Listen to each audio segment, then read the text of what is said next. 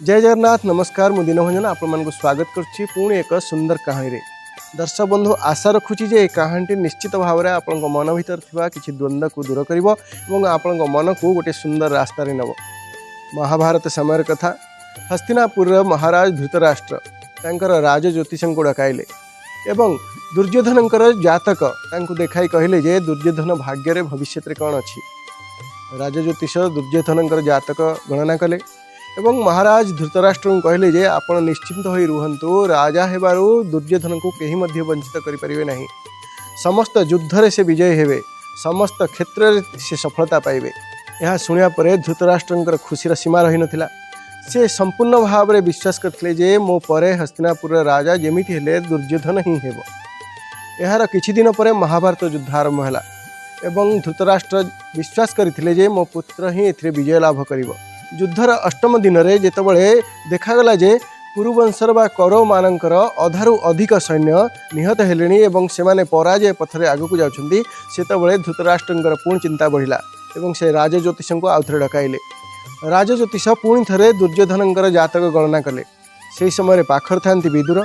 ज्योतिष आश्चर्य हेले, कहले महाराज एथरे तो संपूर्ण भाव में देखौची नक्षत्र कहूची जे दुर्योधनंकर ही विजय हेबो, तेबे से काहे हारुछन्ती मु तो जानि पारनी यार कारण।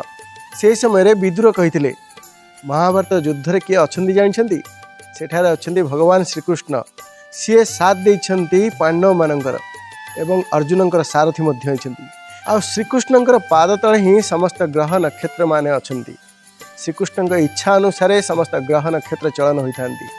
जेउठारे श्रीकृष्ण अछन्ती सेठारे कौनसी ग्रह नक्षत्र बा किभଳି काम करिवो।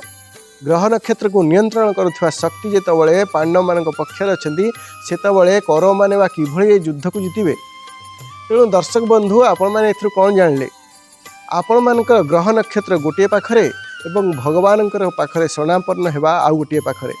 आपण भगवान को पाखरे शरणापन्न हुंतु, सबुबले श्रीकृष्ण को मन भीतर रखंतु एवं हरे कृष्ण कृष्ण कृष्ण हरे हरे, हरे राम राम राम हरे हरे यही नाम को मन भीतर जप करुथांतु। देखिए कौन सी ग्रह नक्षत्र आपणकर किछि मध्य बिगाड़ी परिबो नाही।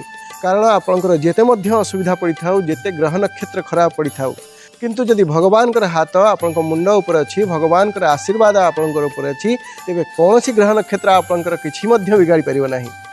जय जगन्नाथ, जय श्री कृष्ण, राधे राधे।